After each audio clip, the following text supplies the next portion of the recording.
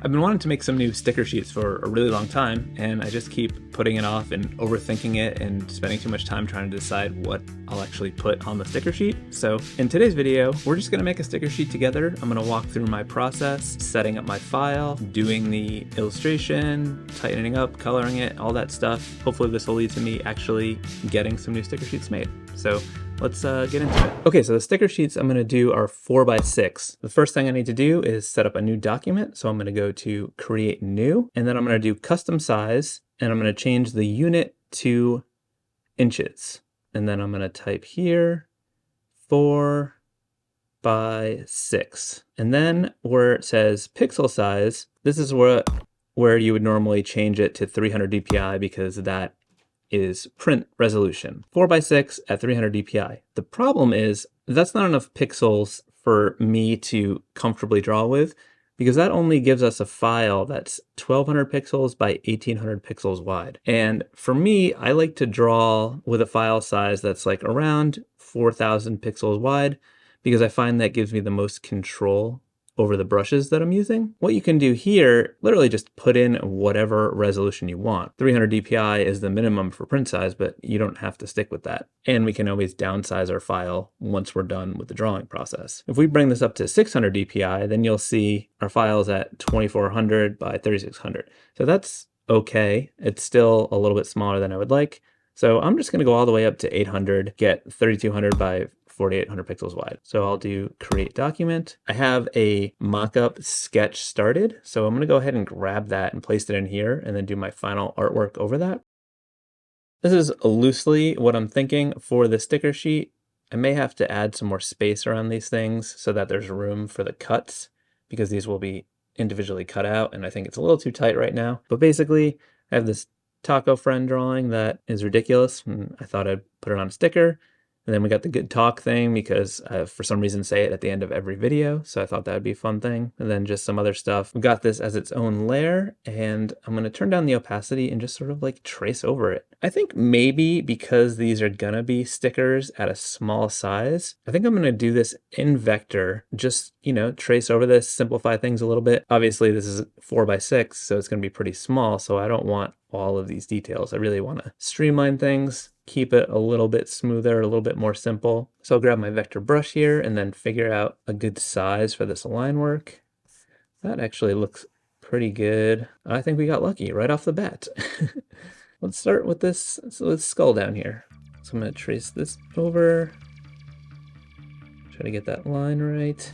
It's a little bit bigger, but I think I can just bring that in a little bit like that. Again, this was sort of rough, but it's pretty tight anyway. So, you know, I'm just following along these lines, copying them, but it's already pretty loose to begin with. So I'm not worried about it like being exactly the same lines. And because we're using vector brushes, we can easily clean up things like that with the vector trimming after the fact. So we'll come back for that. I've been wanting to do a sticker sheet for a really long time, but I've just been really indecisive about what's going to go on that sticker. And because of that, I just haven't made one. So I figured, you know what, let's just stop overthinking things and just put whatever on this sticker sheet. And then if we get sick of it, we'll just do another one after that. So this is me not overthinking things and just going for it. All right, so let's do a little bit of that vector trim action. So we'll double tap our modifier, come in here, and then just draw through the stuff that I don't want.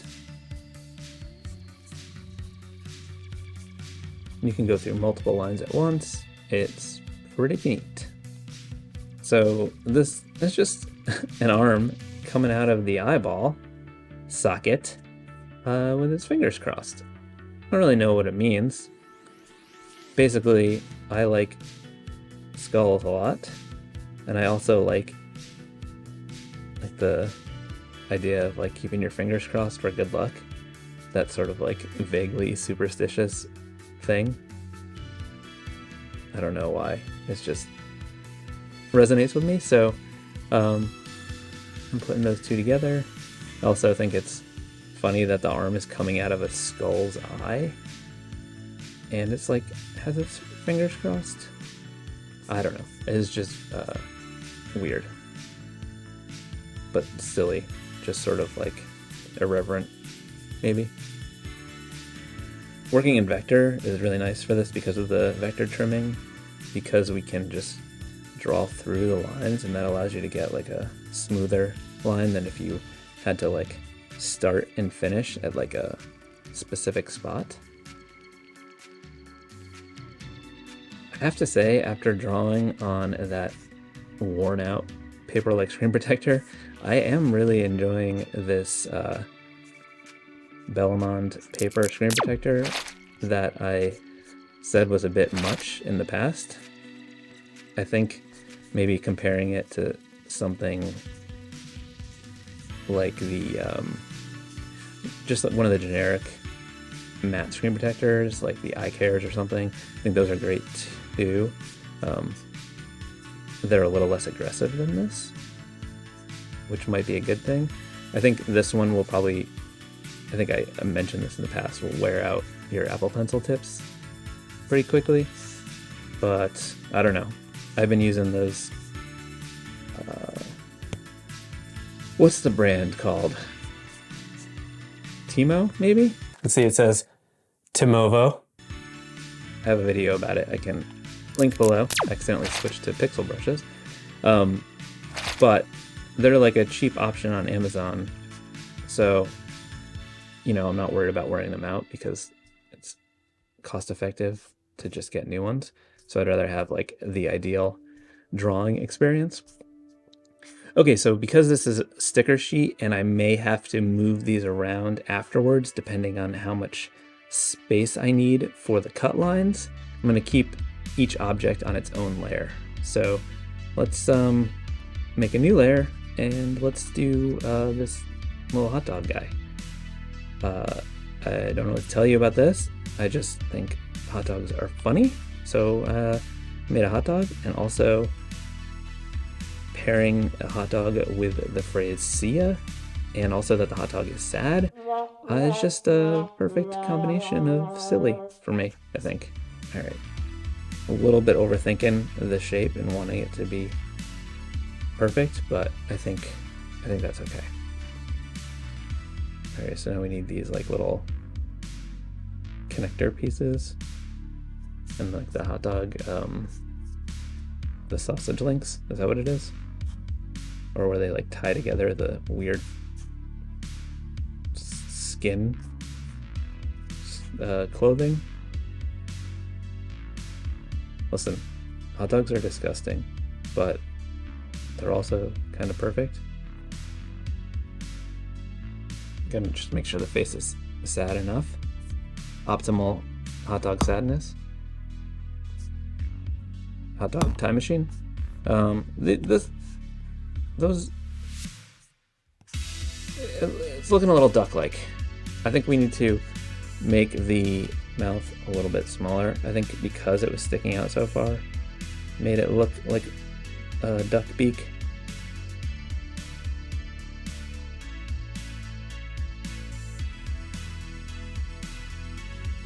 I think the way I'm drawing the, I don't know what to call it, the top was not helping with the duck cause. I think that looks a little bit better.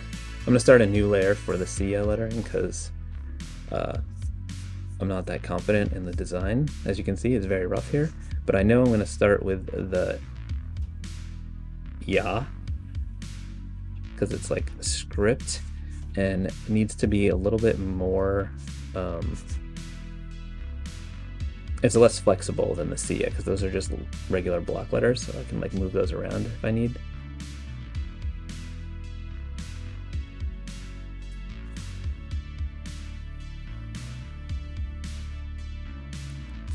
Taper that line like that.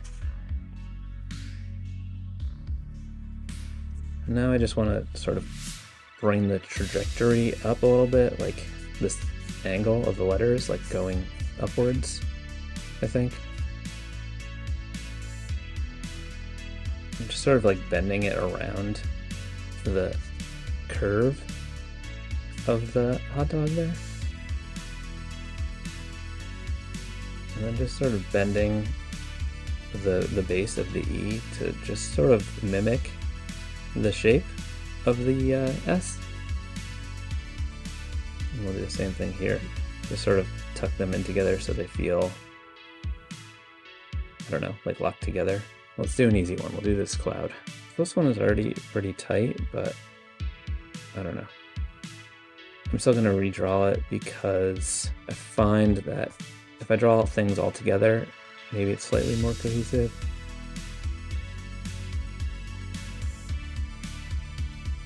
So I'm just drawing through here because we can. Vector trimming.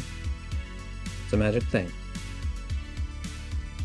But I just find it easier to like start before a curve and then just plow through the end. That way you just get a perfect crisp line. And then for these, you can draw through all of them at once. I'm going to draw these cheek lines. I'm doing like the eyebrow situation first. That way I can draw the eye shape through those lines because it's harder to get the consistently round curve than just that one line.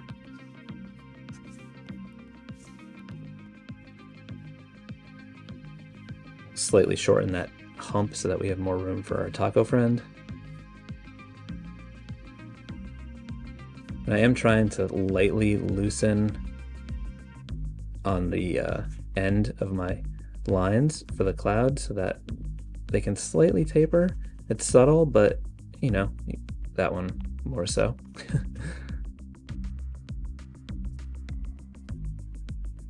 Okay, now we can trim off what we don't need. So come in here and just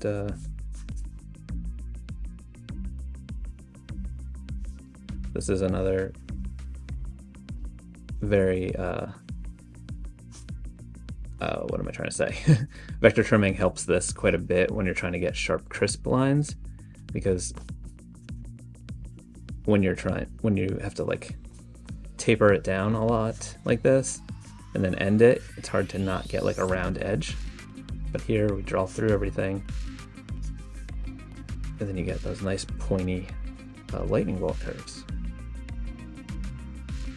Okay, so we can fill the mouth in. All right, let's move on. Let's make a new layer. Let's do this good talk lettering. I think I'm gonna start with good, because again, the script stuff is usually trickier to maneuver, if you will. And actually, we could draw through this, then I think we should be able to trim that. I'm a little apprehensive because I'm not crazy about how this looks here. So I'm gonna make a new layer and I don't know. I think I'm just gonna draw these circle shapes first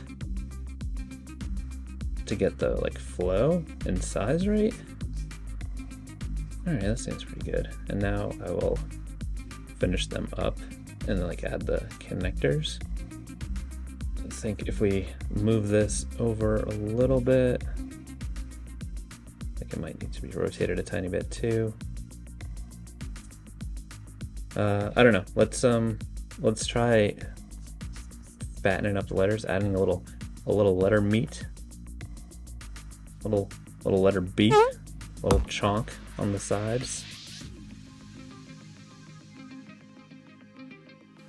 And again, making sure that you're thinking about your thicks and your thins, remembering that on the downstroke, your line would be thicker, and then on the upstroke, it would be a little bit thinner when you're doing script. I'm keeping it a subtle variation on this one, but it's good to be thinking about. That, and maybe we could draw a line through. Neaten up the top. So I'm trying to follow the curve of that part of the G with the lettering. So I think maybe I'm going to draw the tops first, like this. And you can always hold and snap to get a straight line. Or it should have also come further over, but that's okay. Don't need it to be completely perfect because, you know, I want it to look hand-drawn. But sometimes the tight lines like this, I think, can be a nice touch. Also, like the weird wonky shapes mixed with tight lines, I think, is a nice thing as well.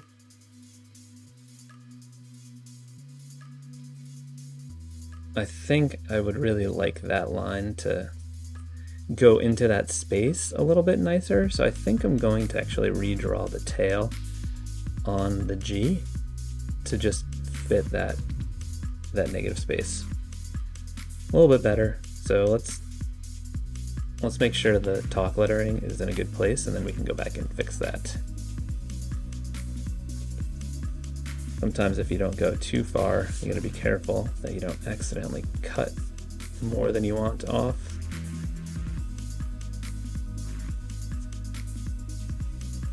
Let's actually do the 3D part of this first, so that way that is not interfering with that line either. So I'm just sort of roughly visualizing like where the origin would be, almost like if the word was shifted over and down to the left, and then I'm just drawing like lines connecting to where it would be.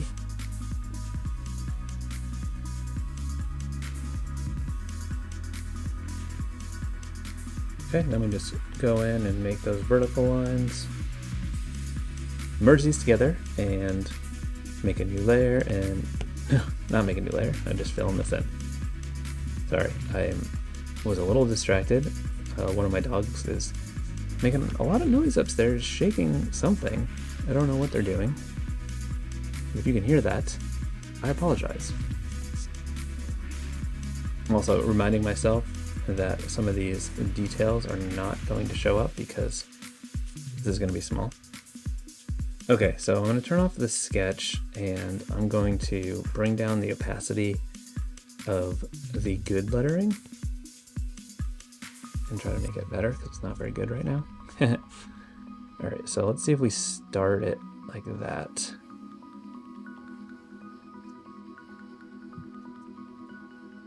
Sometimes I have more luck going through the other way. So let's go back to this one, and then let's just erase up into that part. Actually, no, we can just trim that and then turn this one back on, turn our sketch back on. Let's do the toggle friend. I want this sort of like a little bit of a rough edge, and I have my smoothing turned all the way up, which wouldn't allow me to get this fine of a detail. So by turning it down, I can get these like this more taco-ish shell line quality. A little crunchy shell line. And so, as I mentioned, I want to simplify some of this here. And I'm actually going to turn the smoothing all the way up again because these things are going to be soft curves. So this is our little meat situation here. And then maybe a little drip from the cheese, but I definitely want to keep it more simple than the original. So just a couple little line details here, and maybe make this cheese part a little bigger. And then to simplify this lettuce, I'll just do a couple little wiggly lines. That. We can close that up.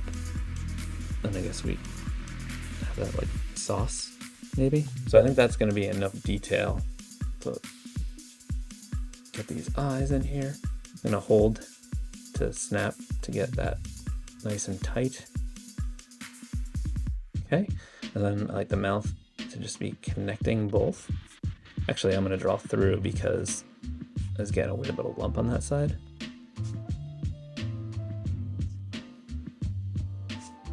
I like that the two teeth in the middle are a little bit longer here. Okay, let's go ahead and trim off those connecting parts. I think the pupils are fine. No need to change anything there, except maybe get rid of the highlights since they'll be too small, I think. And then the legs, nothing too fancy. Just gonna draw these in. Keep the feet nice and simple, just slightly thicker lines, maybe round them out a little bit. Make sure they're roughly the same size. And then we can trim the extra off. And we just need some of these little corn dots.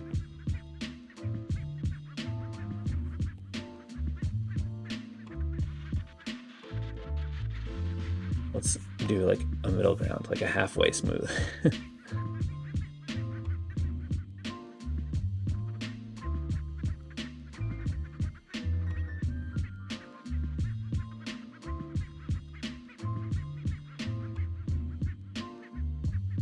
Okay, cool. I like that. And then I think we can do a couple little, these little action lines. Or expression lines. I don't know if they're action lines. I don't know what they are, to be honest. I think we're just gonna get rid of the stuff that's spilled. Okay, so let's merge that down, then make a new layer, and then we just gotta do this stay weird lettering, and this is just gonna be my logo, so I don't think we need to mess with that. Definitely need smoothing all the way up on this, which it already is. And I think we just gotta kind of go for it. So just trying to make this as smooth and flowy as possible to get this, like, I don't know, trippy lettering vibe, sort of like retro 70s inspired maybe, but also trying to balance the legibility, because I am stretching things a little bit by attaching 3 different letters. So then for this A, I'm just trying to like follow the lines of the other letters so it feels like also part of that connection, even though it's not connected. But since it has the same shape, it'll feel like it's part of that long connection. So I want to just fill in as I go here. So I think that reads okay as stay, so I think that's fine. The weird lettering is the one that I was more worried about, because I think it could be better. And I think maybe if the W is a little bit bigger. I'm just trying to like make it also flow with the stay lettering. So maybe I can pull this part up, so it's like you know, reflecting that negative space. I'm gonna go to the other end. Sometimes when you're doing something like this where the letters are like interlocking, you're sort of playing with shapes, it can be helpful to kind of not work down the line as you would write it, because that can lead to like weird spacing issues, which could still happen, but we're hoping for the best here. All right, so I'm gonna work on just that top part of the R, because we need that specific, like, you know, uppercase R shape, like the top of a P. And then because I'm bending that like leg out, I need to make sure it doesn't end up reading like an A, since, you know, an R has a vertical line and then the one over here curves out. So I think if we make sure that we accentuate the fact that this part comes out further than the leg, it'll help with that readability, I'm hoping, or at least it should. So let's fill this in, see how that looks. I think that still reads like an R, but we can make a couple tweaks to fine tune it. So I think we have some room to shrink the bottom of the D a little bit. So I'm gonna taper the D just a little bit. And this way I can pull this over a little bit more. And I think we can draw in a new counter. I'm also going to put a little space in between the front leg and the back leg.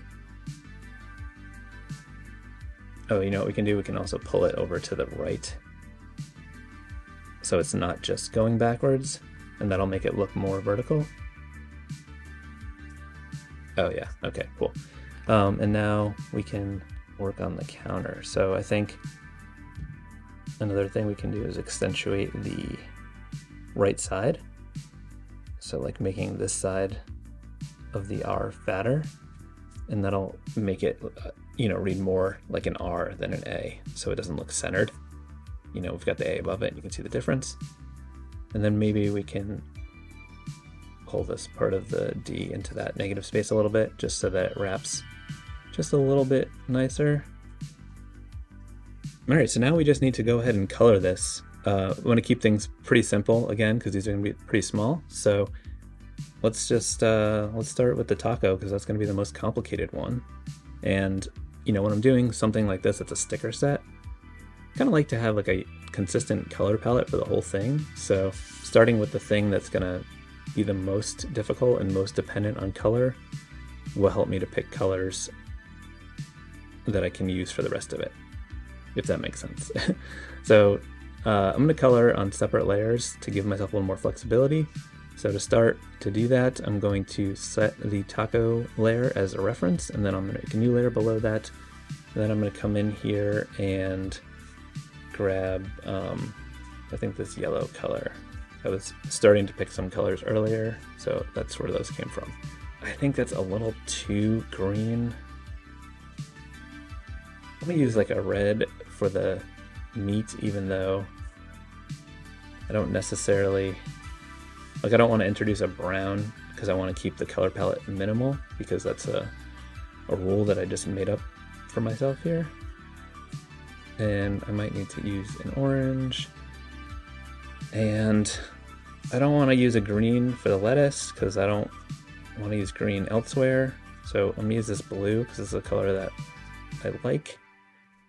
And then we'll go like that. So listen, these aren't real colors, but actually I don't even know if I want to use that orange, but that looks interesting.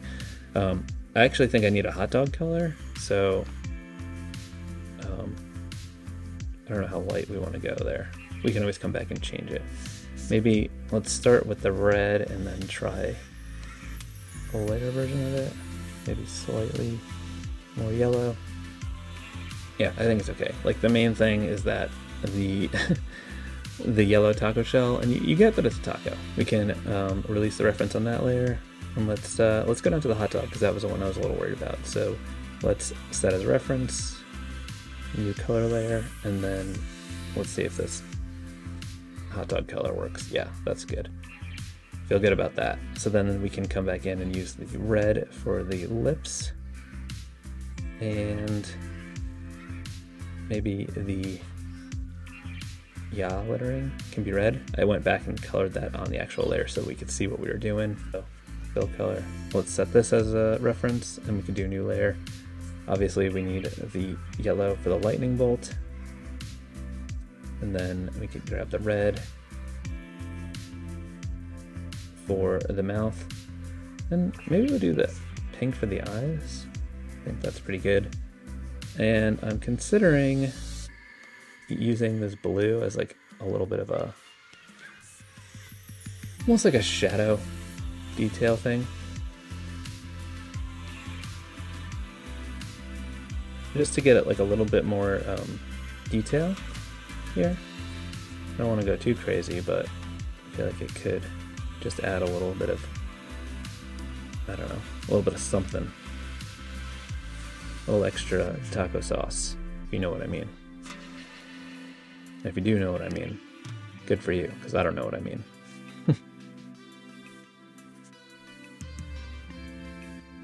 Hopefully, this isn't too much. I mean, I guess I can always undo it. That's the beauty of working this way. So we can just get rid of it if we don't like it. Maybe if we just have a lot more of it on this side, it may look like it makes more sense. This feels a little bit odd right now.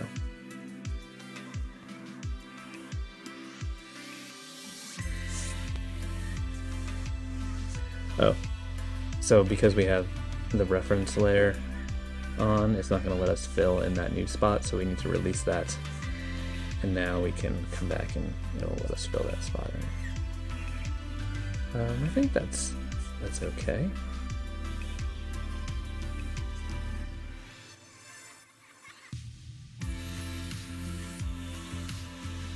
I think maybe this is just too much here.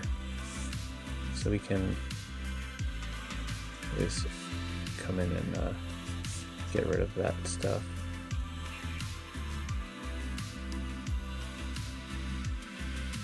I think that might be okay. All right, let's do the skull. So we'll do set as reference, make a new layer. Thinking we'll use the hot dog color for this arm.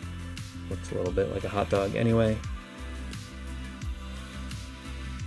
Maybe we can use the yellow for like these insets on the skull.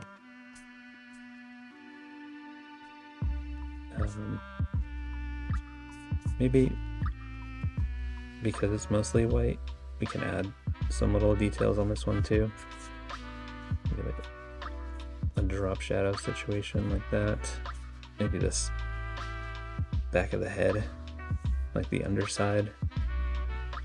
I almost feel like there should be something on this arm, like little tattoos or something. I think the fact that it's got this fingers crossed for like good luck, I think it could be funny if there was like a 13 tattoo or something. I don't know if this blue is going to be too hard to see, but I was thinking I didn't want to go directly to black, but maybe we can do like partial or something. I don't know. I'm just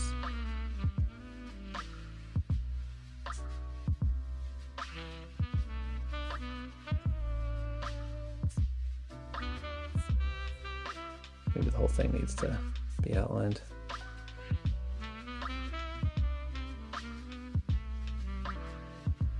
Again, this is going to be really small, so I don't want to go too crazy, but maybe we can get some lines.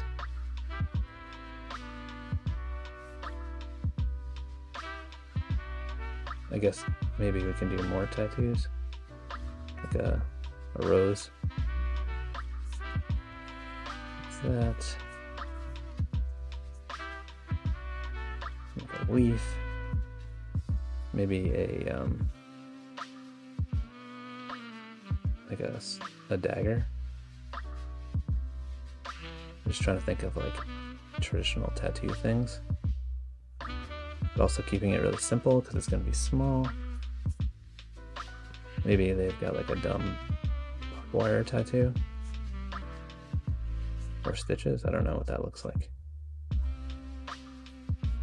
And maybe just some little lines to fill in the space, because again, it's going to be small. Let's grab the red and then do a new layer below that so we can just color in some of this stuff. I feel like that is good. Merge down, and then we need good talk.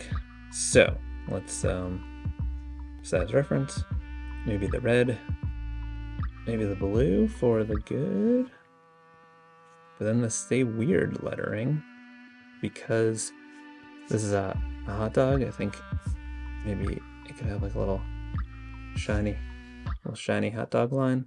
So the plan for this video was to go through the whole process from making the stickers in Adobe Fresco and then moving them over to Adobe Illustrator to do the final touches, but the video is just getting too long. So I decided that I'm gonna break it up into 2 parts. So check back in on Tuesday, where I'll show you how to take your file from Adobe Fresco, bring it into Adobe Illustrator, clean everything up, and make our cut lines that we will add to our document so that when we send it off to the printer, they will know where we want our little stickers cut out on our sticker sheet. Or not cut out, because they're...